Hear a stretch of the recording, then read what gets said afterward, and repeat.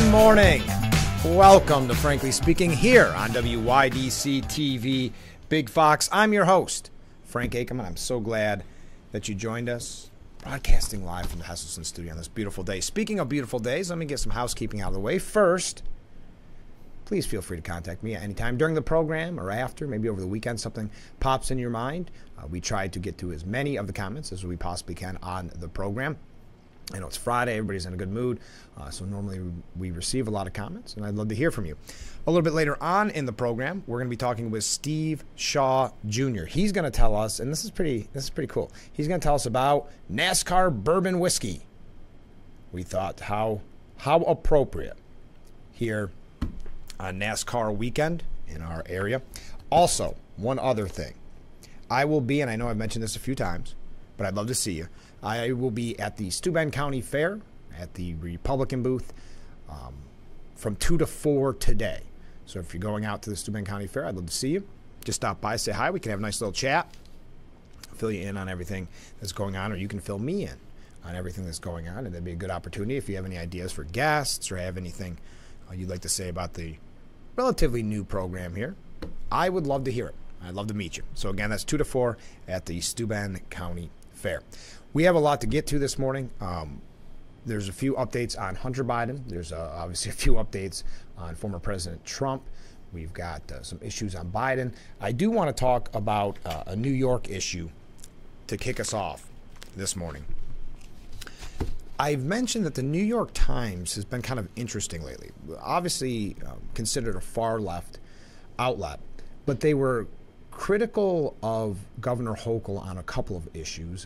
One specifically was her, I can't remember what his official term was, but almost like a campaign advisor, calling him out because he wasn't even living in the state, and how could he really come up with a message that would resonate with New York. But anyway, that was quite a while ago. So they've been a little critical of Governor Hochul. Recently, they were critical of the president, not acknowledging his 7th grandchild. There's been a couple of other things they've taken, maybe subtle digs at the president for. Now there's a piece, again from the New York Times, the migrant crisis, a, quote, time bomb for Democrats, poses a test for Hochul. So it's not just a questioning of Hochul's leadership. It's also highlighting to Democrats that this is something to take very seriously. You know, it is interesting, whether it's New York or nationwide, the Democrats seem to maybe not ignore, what would be the term that you would look for, the issues that affect so many people that people are really concerned about. We talk about it all the time here on the program with New York State, where Albany just not only ignores our real concern over public safety, they continue to make it worse and worse with new laws that they enact.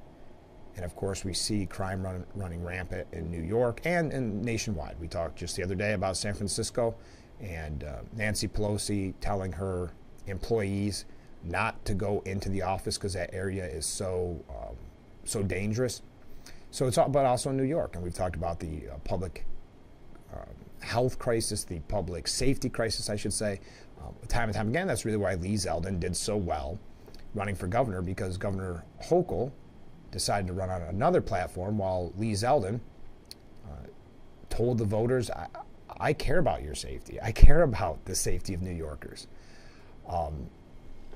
And no, he didn't win governor, but it most likely won us the House majority, most likely won the Republicans the House majority because of his hard campaigning and his message. And we saw the other day, and I can't remember who was reporting on it, but Governor Hochul now says, well, maybe we should look at public safety because we want to win back the House. Not because they're concerned about your actual public safety, because what they'll tell you is never mind what you're seeing, never mind the crime, or maybe you've been a victim, heaven forbid, of such crime. Never mind that.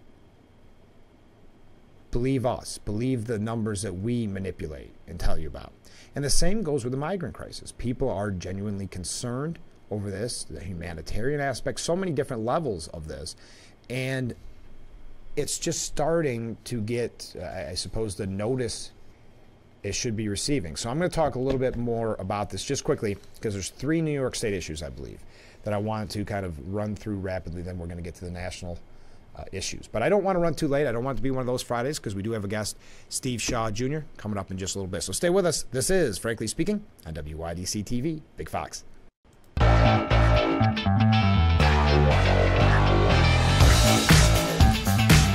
Thank you again for joining us here on Frankly Speaking. I am your host, Frank Acom. We're broadcasting live from the Hesselson studio here on Market Street in Corning, mentioning this article from the New York Times that the migrant crisis is a time bomb for Democrats and it will pose a test for Governor Hochul. Luis Farah Soderni writes, Governor Hochul has remained mostly out of the spotlight during New York's migrant crisis. That changed this month as both Democrats and Republicans called on her to do more. So again, not necessarily a glowing piece on Governor Hochul in this migrant crisis, which again is a little bit off-brand, if you will, for the New York Times. The growing pressure has forced the governor to balance upstate and downstate constituencies with opposing degrees of willingness to accept migrants in their communities. And Congressman Nick Langworthy was in town this week, and you saw that clip that I played. I believe he was in town Tuesday, I want to say, did an amazing job highlighting the migrant crisis and highlighting what it means because he's based essentially out of Erie County and what they're going through. I see the National Guard was just deployed there, I believe this morning or late yesterday, to help with that migrant crisis. But I'll continue. Moving more migrants outside New York City is bound to spark divisive flare-ups in the suburbs and more conservative parts of the state, so basically the rest of the state. Other than the city, fueling attacks from national Republicans who have already harnessed the situation as an election issue talking point and to boost fundraising. But it says here, and I don't want to go through the whole piece, but I thought you'd find it interesting, that dynamic has left many political observers to question how long Governor Hochul will be able to sustain her hands-off approach and whether she may eventually be forced into taking more aggressive action. Yeah, I know that she has been out basically blaming Mayor Adams out of New York City for the optics on this, but it's a time bomb is a good word. It just like public safety, it is going to come back to bite her if she does not address it head on and very quickly. Also, for Governor Hochul, before we take another break, there's renewed calls for Governor Hochul to veto the campaign finance changes. If you recall, we talked about this. Campaign finances, as public campaign finances, is really frustrating as a New Yorker if you really understand what's going on. You as a taxpayer are essentially paying for a candidate that you may be completely opposed to. Their beliefs may be completely 180 from your beliefs, but your tax-paying dollars at a time when we are broke in this state are going to these candidates. Then, to make matters worse, that was the original way it was set up. Now it's even encouraging, because originally it was supposed to encourage small donors. Now it's benefiting the candidate if they get large dollar donations as well. The current system matches small candidate donations from $5 to $250 with public funds in attempts to undercut the influence of large donors.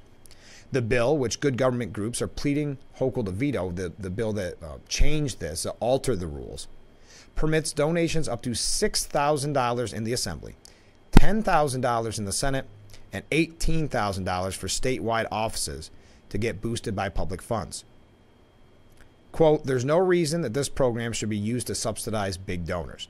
The bill was a mistake. This bill goes against the purpose of the program by amplifying the donations of mega donors who don't need the extra boost. That's why the Brennan Center and so many others across the state are calling on Governor Hochul to veto the bill. Well, you knew this was going to be misused by those in Albany because they saw a free cash cow, meaning the taxpayers, to pay for their campaign so they can get reelected.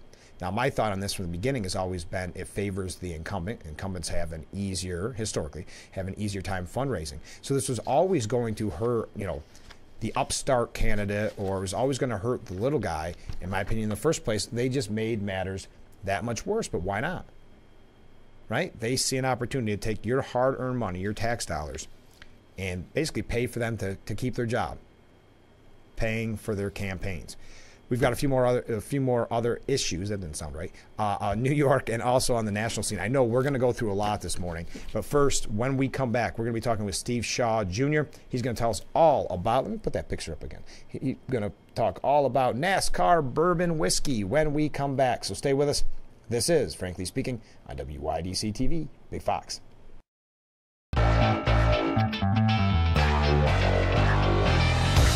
Welcome back to Frankly Speaking here on WYDC TV Big Fox. This is the M.A. Neal Financial Services section of our program, and we're being joined this morning by Steve Shaw Jr. Thanks so much for being on the program. Thanks for having me. Really appreciate it. Before I tell everyone what you're here for, you've got to hold it up to the camera so everybody can see it.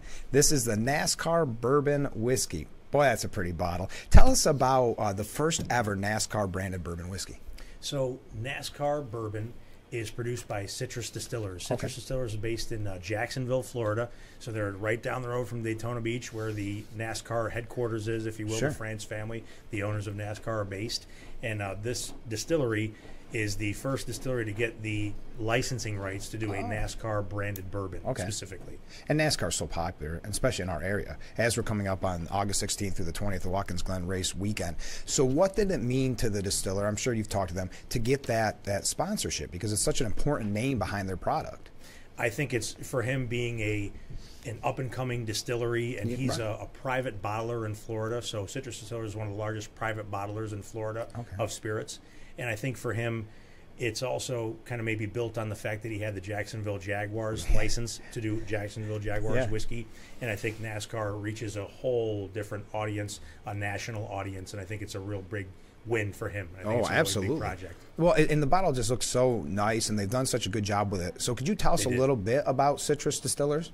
Sure. I mean, they're in operation since about 2013. And again, they're one of the largest bottlers of private label brands. So that means that somebody wants to come out with, Frank and Steve's bourbon, and he can make that happen. They can get that licensing. Just call right now. Yeah, exactly. So he can make your, vision, if you will, somebody's vision to have a bourbon, to have a vodka. He can get it in the bottle, obviously get everything tax paid, labels created, etc., and you can have your own brand. So it's that's kind of what he specializes in, private label spirit brands. And so again, they're based in Jacksonville, Florida, in operation since 2013, and they're doing a lot of great brands. And it's really big in Florida at this point. But this is a national brand, obviously. Absolutely. So are you a big bourbon taster? I mean, do you know the difference between the good and the bad? I do. You'd like to think so, right? Yeah, in moderation. In moderation, right. Drink responsibly, right? What do you think of this bourbon? I think it's great. In my previous life, I worked for Jim Beam. I worked for Four Roses. So I've worked in with some blue chip bourbon brands, and he's doing some nice things. It's an 88 proof bourbon, and bourbon, if people are familiar, maybe they're not familiar, bourbon can be produced in any state in the United States. It has to be 51% corn, new charred American oak, go into the barrel at 120 proof, a minimum of 120 proof, and bottled at a minimum of 80 proof. So there's some requirements for bourbon. It is a common thought that bourbon can only come from Kentucky. People are producing bourbon here in the Finger Lakes. People are producing bourbon in California and even in Florida, like we have with NASCAR bourbon. So I love the fact that this has come out when the 75th anniversary of NASCAR.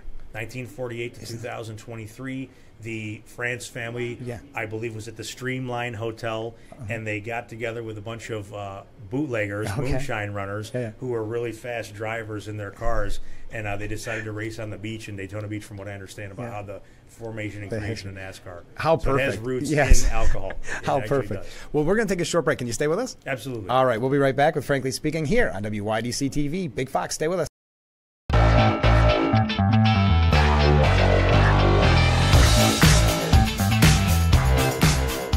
Welcome back to Frankly Speaking here on WYDC TV Big Fox. Steve Shaw has joined us for another segment of the M.A. Neal Financial Services part of our program. We're talking NASCAR bourbon whiskey. Before we went to break, we're talking about it being the 75th anniversary of NASCAR, so it's perfect timing for this bourbon. But I think it's important to know this isn't just about maybe the tasting. Maybe someone out there says, well, I don't know if I like bourbon or not. It's also about how collectible these bottles are. There's only 40,000 made. It's something unique. Again, it's the 75th anniversary of NASCAR, 48 to 2023, and I think it's really lucky that Citrus Distillers got this going. And it is something that should be out there in commerce and available to consumers, 21 plus, obviously. Right, of course. But it should be available to people to celebrate a milestone like 75th anniversary of NASCAR. Well, think about that. Only 40,000 bottles available. So that means if everybody at the race weekend wanted to buy one, they couldn't even buy them. That is true. That's totally true. Talk about collectible. Yeah, and anything absolutely. with NASCAR's name on it is something that's you would think would be a nice thing to put away. Or put away two different ways. Whatever way. You could put it away in shots or put it away on your shelf. Exactly. Yeah. What's the reaction been when you tell people about the NASCAR bourbon whiskey? I think the company that distributes it, the gentleman that's in charge of their wine and spirits division, he's based in Albany. Okay. He said, I emailed him about this. I would say November 2022, so late 2022, he was in. It's brandable. That company also does some things with the Buffalo Bills. Saratoga Eagle Sales and Service distributes NASCAR bourbon here locally in Chemung, Steuben, Schuyler County. And he was in, the person who controls the decisions for their spirits program and wine program. I think he sees the value, the marketability of NASCAR, and at the local aspect as well. It is definitely has an economic impact on the Watkins Glen greater area. Watkins Glen, Elmira, Corning, Horseheads. And I'm glad you said that, because that's something that we talk about a lot on this program about community. And so what kind of impact does NASCAR bourbon whiskey have on our community? A community that I think is pretty safe to say is a heavy NASCAR community.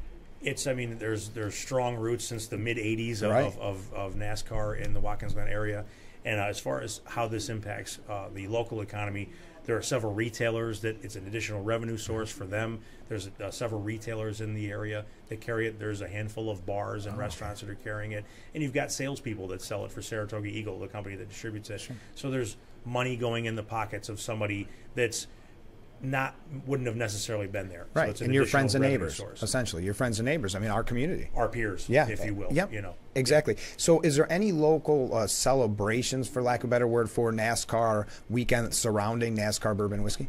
You've got several liquor stores that carry it. GCP Liquors in Horseheads, they're doing a kind of like a NASCAR day, I believe, from 4 to 6. Okay. So there's going to be tastings there, obviously 21 plus to try alcohol. But there's going to be tastings on NASCAR bourbon as well as other products. I think there's a radio station that's coming, food trucks, like a celebratory kind of thing for NASCAR weekend. And let's talk about some of the other places where people can buy it just before we go, because I'm sure after seeing it, if you want to hold up the bottle again, after seeing it, I'm sure there's a lot of people that say, just if they want to put it on their shelf, like you said, just for a conversation piece, they're looking to buy it. Where can they buy it?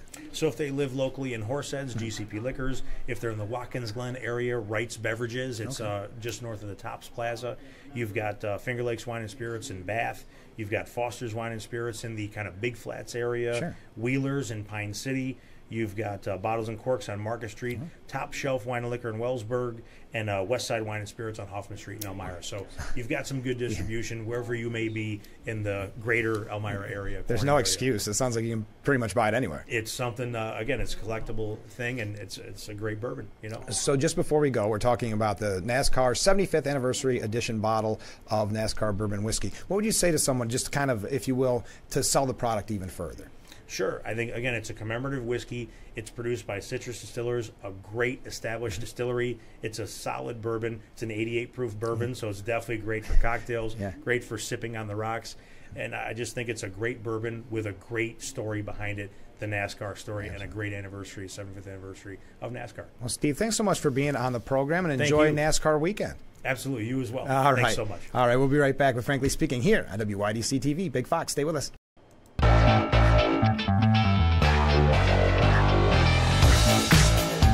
Welcome back to Frankly Speaking here on WYDC TV. Big Fox, I'm your host, Frank Acom. Thanks again to Steve Shaw Jr. for being our guest and finding out all about NASCAR bourbon whiskey. So I appreciate that. And if you're headed out this weekend to see the big race in Watkins, have fun, enjoy yourselves, be safe. Okay, back to New York. We were just talking about the public campaign financing and how much that will cost us as taxpayers at a time when the state is essentially broke. Now there is a look into the cost so far, okay, this is just so far, of implementing New York's climate law. So it's basically early ballpark figures of New York transitioning to clean energy. The bill appears to be around $44 billion. Now, how some in Albany are spinning it is, we'll think of some of the savings, and $44 billion is going to be definitely a low side of what it'll ultimately become. But so far, $44 billion. This is coming from the New York State Department of Public Services, quote, first annual informational report on overall implementation of the Climate Leadership and Community Project Act. It's a mouthful. So the report represents the cost incurred so far, as of today, for the implementation of the act. James E. Hanley, the Energy and Environmental Fellow at the Empire Center for Public Policy, which is a fiscally conservative think tank and government watchdog group that is based out of Albany, calls the $44 billion estimate mysterious. Quote, what went through my mind when I read the report is the estimated cost of the overall CLCPA is between $280 and $340 billion. So this is pushing up on 15% of that estimated budget, and we don't have anything to show for it. Yeah, this is just the rollout with nothing to show. To quote him exactly, nothing to show for it. $44 billion so far. We've talked about how this is going to, well, there's a lot of ways this is going to fail. Obviously, it's very intrusive on your life when we talk about transitioning to everything electric in your house, if you're putting up a new building, whatever the case may be. We've talked about how the grid is not ready for that. But none of that matters in Albany as long as you can take the moral high ground and show that you are doing the most you can to force others to do the most they can in the name of global warming. So there is our updates this morning on New York State. Again, as always, feel free to weigh in. We have a little time. I like this. We got a little wiggle room here. So let's talk about the national scene. Hunter Biden and his misdemeanor tax charge has been dismissed. The federal judge overseeing the case in Delaware dismissed 2 misdemeanor tax charges against him, according to a filing on Thursday. This does not come as a surprise necessarily, the way things are with a special counsel now. So this goes back to Wise's appointment. Obviously, there's been a lot of pushback on that. As a matter of fact, Senator Tim Scott, who's also running for president, who's seeing quite an uptick, said appointing David as a special counsel is like keeping the concept of a DOJ protecting Democrats while hunting Republicans. I can't think of a more forceful sign that nothing has changed. But yeah, so that was dismissed. Hunter Biden, we were told by the Washington Post, he missed his opportunity. He was going to have a speech. He actually had a speech prepared to give after they agreed to the plea deal. Of course, this is what the Washington Post is reporting. Of course, that never happened, and they do not have a copy of that speech, which I'd kind of love to see. His cameo, as James Bovard says, was canceled after his plea bargain on tax and gun crimes collapsed thanks to the federal judge challenging the blanket exoneration for Hunter that prosecutors tried to sneak past her. Yeah, they did try to sneak past her. That made it even worse, and they were so cocky about it, saying, well, then we're not going to agree to anything. You know, I mean, they just thought and rightfully so probably, they just thought they had the justice system in their back pocket. Instead of speaking to reporters, Hunter left the courtroom. Solemn, head down type of thing. Unfortunately, the Washington Post did not reveal the speech Hunter planned to give. We also learned that Hunter stayed at the White House for 2 straight weeks after agreeing to ill-fated plea deal. And most of the staff at the White House did not know. This coming from Victor Nava. Hunter Biden was able to get in 2 weeks of father and son time with President Biden, unbeknownst to most White House staffers, before his plea deal on federal tax and gun crimes collapsed. This is according to a report. The president's embattled 53-year-old son began what ended up being a 2-week stay at the executive mansion on June 21st, one day after he reached a doomed plea agreement with U.S. Attorney David Wise. The collapsed deal would have spared him jail time. You know all of that. The majority of the 80-year-old president's aides were unaware of Hunter Biden's extended D.C. visit, which overlapped with a White House state dinner honoring India's prime minister, attended by the first son, 2 Biden family trips to Camp David, The discovery of a bag of cocaine, steps from the Situation Room, and an Independence Day blowout at 1600 Pennsylvania Avenue.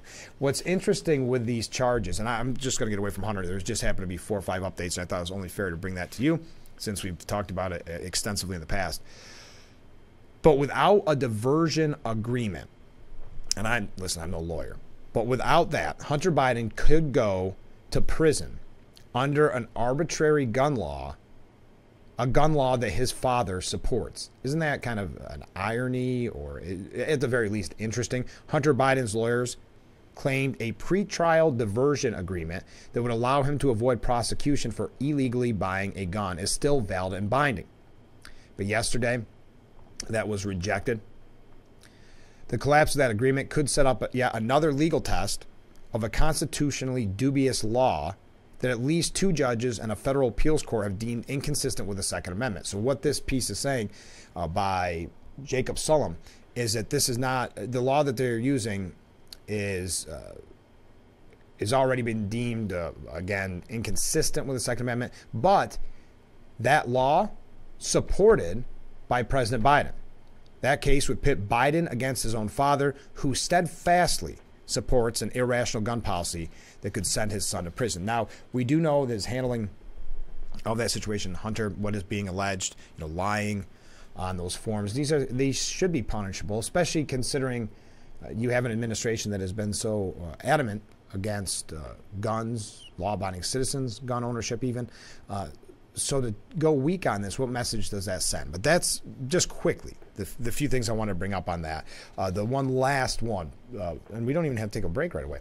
A watchdog group said Thursday it is suing to get the CIA records that could shed light on the process used by the intelligence agency to clear a letter falsely claiming that emails from Hunter's laptop were Russian disinformation. Remember when that letter came out that it's Russian disinformation? That's all the media needed to go completely silent on it. They knew exactly what they were doing. So what this watchdog group is saying, okay, what led to essentially the approval of this letter going out? Judicial Watch, which filed the Freedom of Information Act lawsuit, is seeking all records and communications of the spy agency's pre-publication classification review board regarding an October 19, 2020 email request made by former CIA acting director Mike Morell. Morell wrote to the agency asking for the review board to clear a letter drafted by him and signed by 51 former intelligence community officials, characterizing the Post's bombshell Hunter Biden laptop story as having, quote, all the earmarks of a Russian disinformation campaign. Think of that day, October 19th. They rushed this through. They knew it wasn't Russian disinformation, but they had to find a way to silence it in the media before Election Day. Now we are done with that. Let's talk about enough about Hunter. Let's talk about his father, Joe Biden. There has been a lot of criticism of his response to Maui when he said no comment. Even some in the media have been forced to say this is a very bad look. And Julian Zelzer from CNN, who, again, not what you would consider a conservative in any means, and even trying to twist himself into a pretzel, trying to make his no comment not seem as bad. So in his opinion piece, he said that the president has to do better. And we had an article yesterday saying that what Biden normally does is kind of deny, and then he'll end up taking undue credit at the end. And that's really what they're already starting in the process here to say, well, behind the scenes, it's been great. It was just the no comment was a bad look. Despite approving the federal disaster declaration, so this is how they already defend him in the piece. Ready?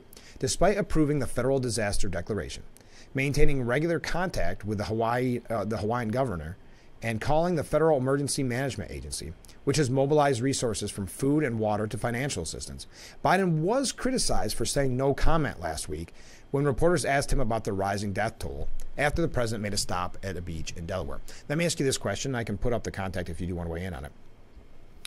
Do you believe that that paragraph would have been written if it were President Trump's response? That they would go to defend everything that the president has done and then mention some didn't like that he said no comment? Would that be how that paragraph would have been formed? No, and I'll tell you why. Because the next paragraph goes on to criticize former President Trump. Republicans have pounced. Former President Donald Trump, who himself was attacked for the way that he handled several disasters, including when Hurricane Maria hit Puerto Rico in 2017. He released, meaning the former president, a statement, quote, "To say no comment is oftentimes fine, but to be smiling when you say it, especially against such a tragedy as this, is absolutely horrible and unacceptable." Do you remember how much controversy there was, and it was trumped up by the media, about the former president, I think it was during Hurricane Maria, throwing the paper towels like a football, like every person probably would. That was disrespectful, shocking, and yet the paragraph on Biden, just interesting. I like analyzing how the media covers things, that here's everything that we believe is good that has happened because of the president, meaning Biden, and here's what other people are saying. There's also new anger, at least on social media, because Biden refused to offer details about his trip to Hawaii. He was asked by a reporter, "Can you tell us about your Hawaii trip, sir?" And he said, "No, not now. I'm going to be leaving. I'll be there on Monday." So just a generic response, not as bad as no comment. But some are saying it almost seems as if he didn't know he was going to Hawaii, or Joe Biden should have gone with no comment, said Steve Guest. One person mocked by saying most transparent administration. So it's going to be interesting to see how the media covers this, if they're going to give Biden the ultimate seal of approval and say he did a great job at the end. They're just looking for that opportunity, and it's probably only a matter of time before you start to see that. It'll most likely start after his trip and how important that trip was and how he gave the best speech or was the most empathetic to the survivors. It's most likely what we'll see next week, and we'll talk about it here on the program. Let me take a short break. We've got Trump updates here in just a little bit, and please, I hope we give a chance, but Ramaswamy shared his 10 commandments for 2024 and his campaign, and I thought I'd pass that along to you, and as I said, Trump and some other issues. So stay with us. We'll be right back with Frankly Speaking here on WYDC TV, Big Fox. Stay with us.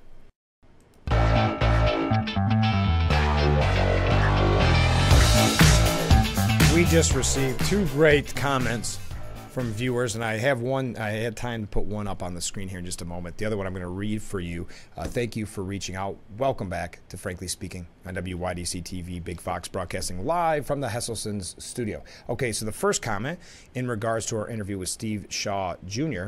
goes as stated, "I'm going out today to get a bottle of NASCAR whiskey. Virtual wave." So there you go. Good. There we go. We got a virtual wave. So that's 2 waves this morning. Here is the other comment that this really got my brain working in overtime. What I want you to weigh in on what this viewer had to say and what you think of this idea. We've heard of the idea, the rumor that Trump will not go to the Republican debate. And there's a lot of reasons for that. We talked about it with former Congressman Joe Semplinsky the other day. But there's been rumors that he wants to do counter-programming. I don't know where that counter-programming would be because the debate's on Fox, so who knows? And who knows what that counter-programming would be? Maybe a rally. A lot of people would tune in to see what he had to say, probably more so than a debate without Trump there. How about this for an idea?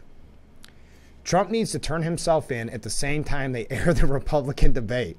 Can you imagine the media showing the split screen of both? Well, I would have to say what I do like about that idea is that it would basically erase the debate. I don't even know, because the debate's on Fox, so you would have every other outlet talking about Trump, and then what would be, turning himself in, what would Fox's response be, other than maybe making a question? But would they do a split screen? I don't know. That was kind of fascinating, looking at it from both a political standpoint, but also from a media standpoint. Hey, keep those ideas coming in. Maybe the Trump team is watching, and they will heed your advice. Trump has proposed an April 2026 trial in the federal election subversion case, according to CNN. Originally, Smith is hoping to, or proposing January of 2024. Trump's lawyers have said, how about April 2026? So we're in a part of the negotiating process on that. Some Republicans, according to recent polling, and let me see if I know I have this here somewhere, so you can see it on the screen so you don't just hear me reading it. According to some polls, Republicans are tiring of these indictments. Much more likely to vote Trump against Biden. 59% of Republicans. This is a little hard for me to read here. Because of this. So the question was asked, does Donald Trump's indictment this week make you more likely or less likely to vote for him in November of 2024 for president against Joe Biden? Much more likely to vote for Trump against Biden. You've got 30% all, 7% Democrats, 59% Republicans, and then you've got 23 independents. But much less likely to vote for Trump against Biden. You see there 69% Democrats, of course, all 43%, and then just 12 as Republicans. But and Bill Barr actually did the same thing, but as this piece argues from Semaphore, when push comes to shove, many Republicans who tell pollsters they find Trump's actions repellent may vote for him anyway. So that goes into what I mentioned. Bill Barr saying the same thing. Basically, they said, will you vote for Trump if he's a nominee? And his paraphrase quote was, I'll jump off that bridge when I get to it. So that will be interesting. The former president, Donald Trump, did weigh in on this, and I'm going to tell you about it, the indictments, when we come back. Stay with us. This is Frankly Speaking here on WYDC TV. Big Fox, please stay with us. Welcome back to Frankly Speaking. We're going to quickly wrap up. We've got to take one more break, but we've got a lot to get to, so bear with me. It's going to go fast. So Trump was on Kudlow Report, or Kudlow, and they asked him about the Georgia indictment, and he said, sure, it's a witch hunt. It's just a continuation of a witch hunt. They want to silence you, really silence you, and they mean silence. I think they're sick people. I think they're people that have no idea how the world works, and they have no idea the anger they cause. We have a tremendous group of people in this country, and I'm not just talking about Republicans. We have them on both sides, and we have a lot of them. Republicans can't let them get away with it. The Republicans have to be tough, and that's something we talked about earlier in the week, the idea the Republicans, and there's a piece of the New York Post saying, yeah, it's wrong what's happening. It's a political indictment. It's kind of the weaponization of the justice system. But you know what? We got to move on. Shrug your shoulders and accept the fact that they won, thinking that it will never happen again, or the precedent. This is set. Okay, moving on to other candidates. Did you see that DeSantis's let me take a step back. DeSantis's debate tactic was released. Now, this isn't some shocking leak. This happens because of the consulting firms, and they have to be kind of public knowledge in a way. It's all a little wonky on that. But some of it was like show emotion, that he needs to take a sledgehammer to Ramaswamy, and that he should defend Donald Trump when Chris Christie inevitably attacks the former president. And he needs to attack Joe Biden and the media no less than 3 to 5 times. There are 4 basic must-dos. 1, attack Joe Biden and the media 3 to 5 times. 2, state GRD's positive vision 2 to 3 times. Oh, that must mean Governor Ron DeSantis. 3, hammer Ramaswamy in a response. And 4, defend Donald Trump being absent in response to a Chris Christie attack. There's a lot more. You can find it online. We don't have time to get to all of it, but it is kind of fascinating to take a look behind the curtain, if you will, at what these quote-unquote advisors and consultants are suggesting for DeSantis, who is, whatever you think of the man, he isn't gaining the traction that many thought that he would, so they need this as an opportunity to maybe get some of that momentum back. Speaking of Chris Christie, do I have time? If this doesn't tell you everything you need to know, Democrat mega donor Barry Diller, he maxed out his donations to Biden's campaign and also Chris Christie's. If that doesn't tell you everything you need to know. I don't think nominating Donald Trump has such destructive consequences that supporting Chris Christie's campaign to stop that from happening is something I very much support, Diller said. I also like and respect Christie. So I think nominating Donald Trump has such destructive consequences that supporting Chris Christie's campaign to stop that from happening is something I very much support. That's coming from top Democrat mega donor Barry Diller. Let's take a short break. I'm going to tell you about Ramaswamy releasing his 10 Commandments and a few quick things to wrap up. When we come back, stay with us. This is Frankly Speaking here on WYDC TV. Big Fox, stay with us. And we are back with Frankly Speaking here on WYDC TV, Big Fox. I'm your host, Frank Acom.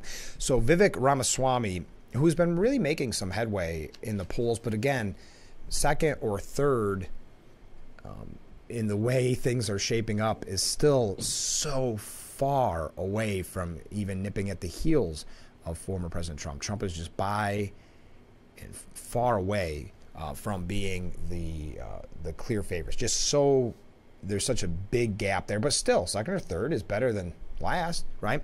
So Ramaswamy went on social media yesterday and released his 10 Commandments of his 2024 campaign. And I thought you may find this interesting. Number 1, God is real. Number 2, there are 2 genders. 3, human flourishing requires fossil fuels. Oh, very interesting. 4, reverse racism is racism. 5, an open border is no border. 6, parents determine the education of their children. 7, the nuclear family is the greatest form of governance known to mankind. 8, capitalism lifts people up from poverty. 9, there are 3 branches of the U.S. government, not 4. And 10, the U.S. Constitution is the strongest guarantor of freedoms in history. And you can understand why Ramaswamy has been receiving a lot more traction. He's been saying some, things that aren't necessarily popular in the mainstream media. So I think that was a smart move to boost his campaign even further. Well, we are out of time. There's a kind of an interesting piece I wanted to get to, but what's holding up the rollout of legal marijuana in New York? Is basically the answer is bureaucracy, government ineptitude. But next week on the program, we're going to have a lot of special guests. Allison Hunt will rejoin us next week on Wednesday. I don't have my calendar in front of me, so I shouldn't have started this process. Sheriff Allard, I believe, will be joining us on Thursday. We're just going to have a fun week next week, so please tune in every weekday morning starting at 7. If you're going to the races, and thank you again to Steve Shaw Jr. for telling us all about NASCAR bourbon whiskey. But if you're going to the races this weekend, have fun, be safe. I can't wait to hear about it when you come back. Contact me. Let me know how it went. And also, don't forget, today at 2 all the way till 4 o'clock, I will be at the Steuben County Fair. 204th, right? 204th Steuben County Fair. And I will be at the Steuben County Republican booth. So stop by, say hi after you watch your pig races and get your root beer and your good food. Stop by and say hi. I will be there, answer questions or just talk, have a nice chat. So that's 2 to 4 today at the Steuben County Fair. I know I'm looking forward to it, and I'm looking forward to talking with you. So I hope that you will join me. But we are going to have a lot of fun on next week's program. Oh, I know who Friday was. Bruce Whitmarsh from Chemung County Historical Society, because that 100th birthday celebration, 100th anniversary of the Chemung County Historical Society is coming up on the 26th of August. So we're going to find out all about that when we talk to Bruce Whitmarsh. Okay, have a great, fun, safe weekend, everyone, and please join us starting at 7 a.m. on Monday for Frankly Speaking here on WYDC TV. Big Fox, I know I look forward to it already.